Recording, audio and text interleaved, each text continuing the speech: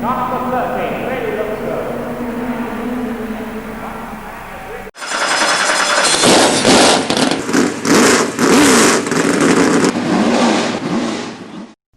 Hi, and welcome back to my workshop again. In episode 3 of our hot rod build series, I'm going to be talking through how I'm going to prepare the body shell for my hot rod for painting, how I'm going to prep it, and how I'm going to mount it for the chassis. In episodes 1 and 2, I showed how I built the front and rear suspension pods and how I mounted them onto the chassis and gradually started building the model up.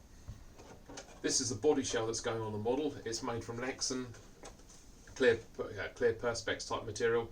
There'll be some masks that will be going into the middle of the shell to stop the paint going onto the windows. But also I'll trim the body up to mount it onto the chassis so it's all a nice fit. Some of the painting will be done with a special aerosol can, some of it I'll do with an airbrush. I'll also punch the holes out and make sure everything looks neat and tidy.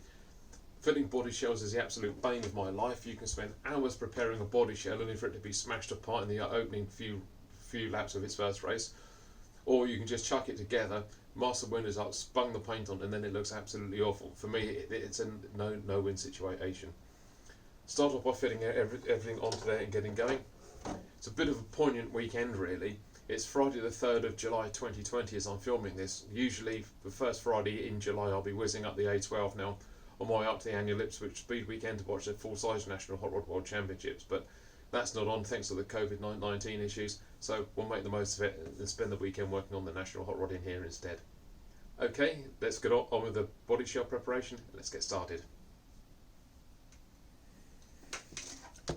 Three main tools I use for marking out and fitting a body shell are a Sharpie marker, so I can tell where I need to drill the holes and so I can mount the body shell to the chassis post which are here.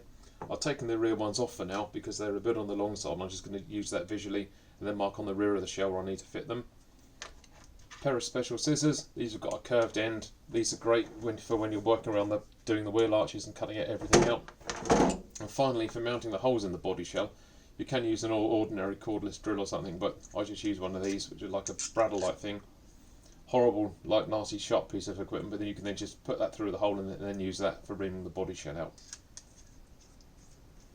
First thing I'm going to do is trim away any of the excess flashings on here. Let's move the chassis out of the way.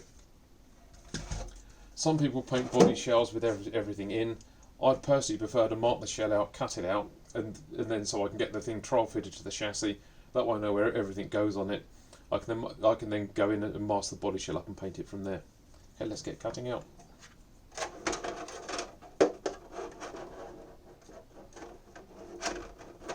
It's really important. I always think it's really important to do this. Cut everything out first. I can then work out what the ride heights are going to be. If I need to take any more shell off.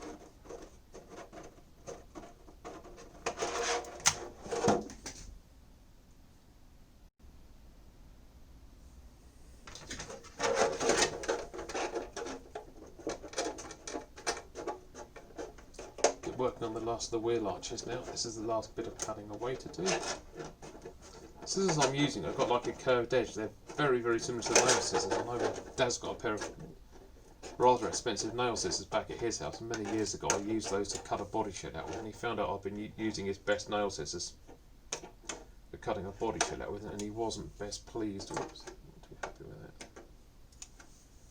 Go ahead and trim the edge off. That's got the last of the wheel holes out. Let's see if we can now go in and see how that's going to try and fit. Yeah, that's much better. I think I'm going to work out where the end ones go first of all.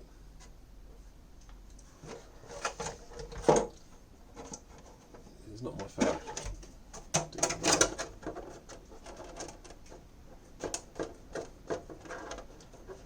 I don't know if you can hear the wind blowing on the camera, but I'm in a fairly well insulated garage in here and I'm cutting this out and it's blowing an absolute gale outside. My umbrella would have been a bit blown away if I'd gone up to the Speed Weekend this weekend. I still think I'll soon be sitting in a traffic jam on the A12 about now rather than at home with nothing to do for the weekend. Okay, let's try that.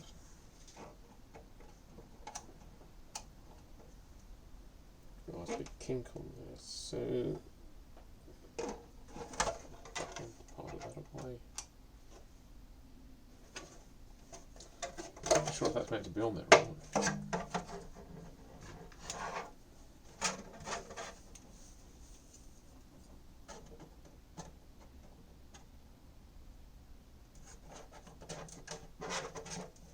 Also with the body shell, measure it twice, cut it once. I'm going and shooting in the dark a bit here.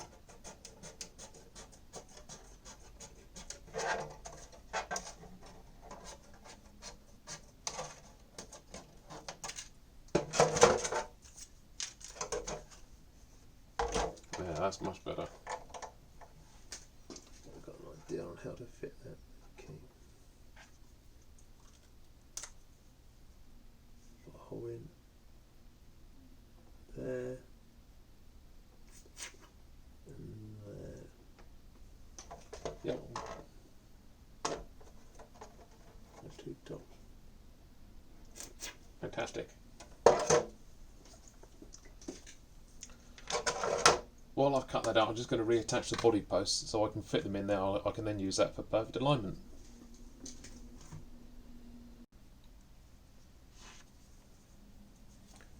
So I've now got the rear body shell posts refitted on. I'm just going to trim these down just to make it a bit easier to work with.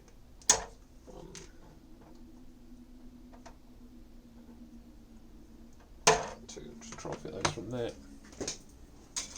Again, get my hole remote out. My fingers. Don't want to spend a weekend having a tetanus injection. That's really nice. And this thing really does go through these shells and right through the back. So.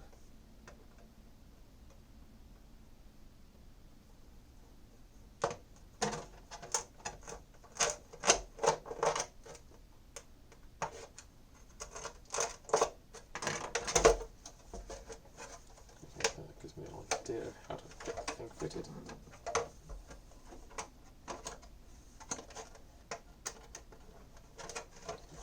All material taken off.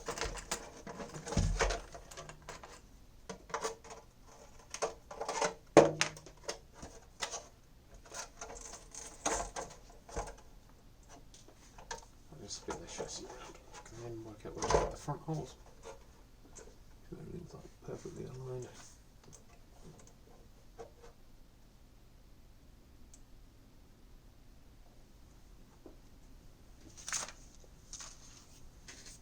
Sharpie marker.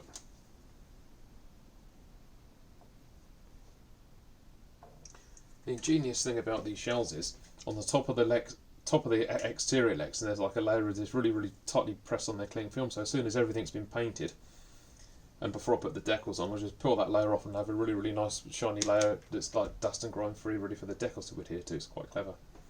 Okay, right, let's get those holes reamed out. Put the chassis to one side again.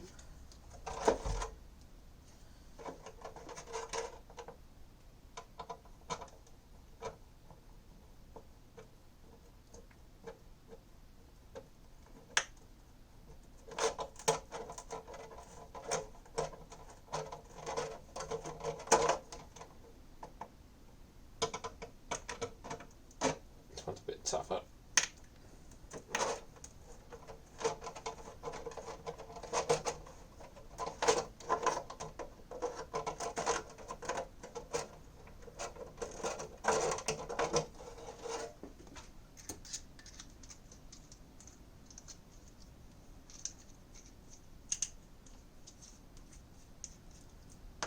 Using that thing saved me getting a drill up, setting a drill up. So through there.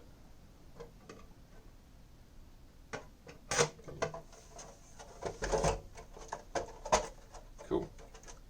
Tops off.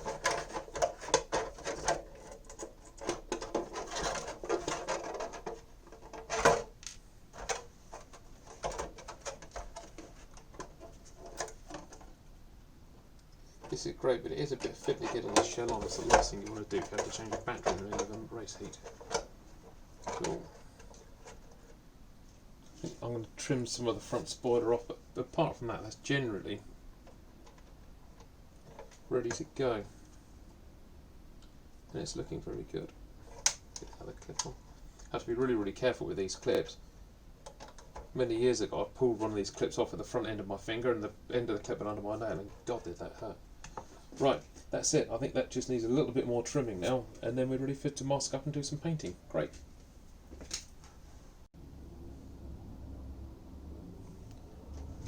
So that's done some rearranging around. I've now got the body post fitted, trim the rear post back again. I don't know if you can see that on the camera. Everything's fitted nicely.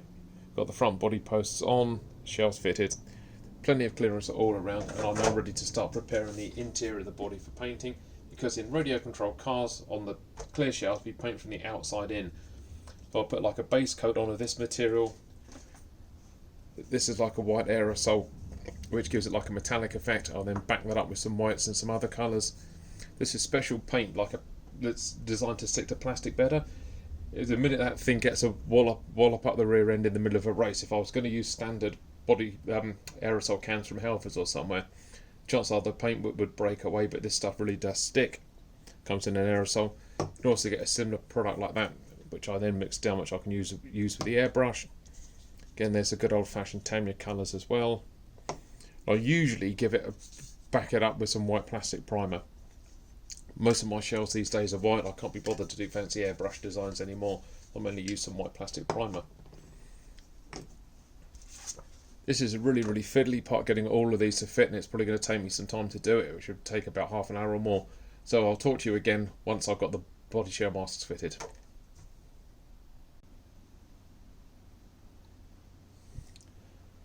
So you can see in the shot now I've got all the body masks on, the body posts are all okay. The body shells might need a little bit more trimming, but I think we're about 90% of the way there.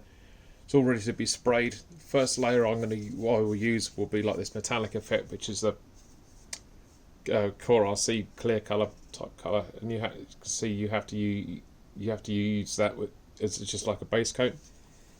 Body shells on. Let's head off to the paint booth and let's get us painted.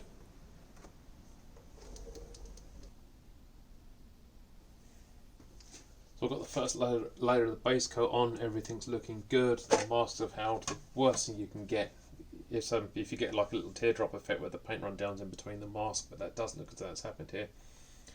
Yeah, it's quite an opaque colour. It needs some body on the back of it, but you can just see that the shell's starting to take shape and take colour. So that brings us to the end of episode 3 of our National Hot Rod Build series. Hope you've enjoyed it. I'll be back in a few days' time when we'll put the finishing touches on the car. We'll finish painting her, then get her widened and the electrics fitted, and then hopefully start her up for the first time and see how she goes. Ta-da for now. Bye-bye.